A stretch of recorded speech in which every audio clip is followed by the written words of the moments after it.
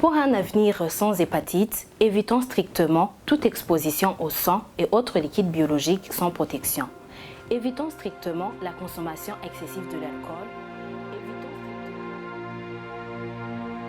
Le 28 juillet de chaque année est célébrée une journée internationale contre l'hépatite.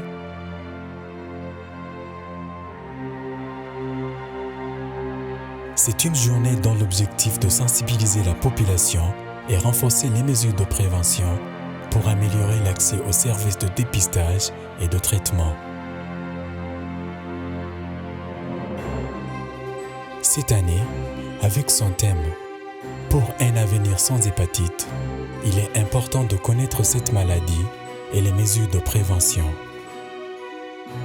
L'hépatite, c'est tout processus inflammatoire du foie. Il existe deux types de processus.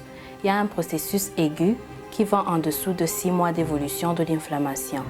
Et il y a un processus chronique où l'inflammation est évolutive depuis plus de 6 mois. Il existe 5 différents types de virus qui causent l'hépatite, notamment le virus de l'hépatite A, le virus de l'hépatite B, le virus de l'hépatite C, le virus de l'hépatite D et enfin le virus de l'hépatite E. L'hépatite est principalement causée par des virus, dont les infections virales et certains médicaments hépatotoxiques. Pour ce qui est de l'hépatite chronique, ce sont surtout les hépatites B et C, l'alcool et le syndrome métabolique. Le plus souvent, les hépatites sont asymptomatiques et passent inaperçues car elles sont virales et aiguës. Mais peut y avoir quelques signes spécifiques comme l'asthénie, les céphalées, les nausées, les douleurs abdominales, la fièvre, l'urticaire, les arthralgies. Ces symptômes cités précèdent l'apparition d'un ictère cutanéo-muqueux à environ 7 à 10 jours. La transmission est différente pour les différents types d'hépatite.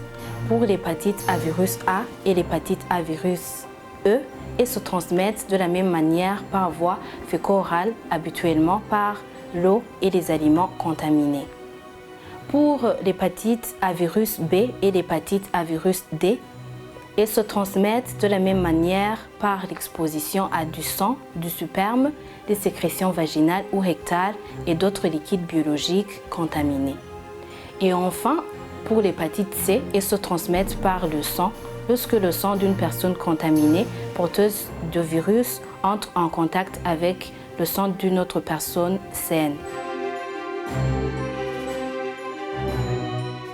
Les plus exposés à l'hépatite sont les professionnels de la santé, les prostituées, les homosexuels, les hétérosexuels, surtout aussi les drogués qui utilisent la voie intraveineuse en partageant les seringues, les détenus et beaucoup d'autres personnes qui partagent les objets tranchants.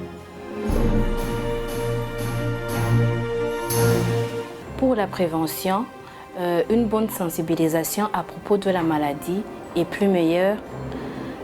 La vaccination, surtout pour tout nouveau-né et les professionnels de santé, le dépistage, les rapports sexuels protégés, le port des gants pour toute manipulation en rapport avec le sang, la sécurité des transfusions, la sécurité sanitaire de l'eau et des aliments. Pour ce qui est du traitement, ça diffère avec les types d'hépatite.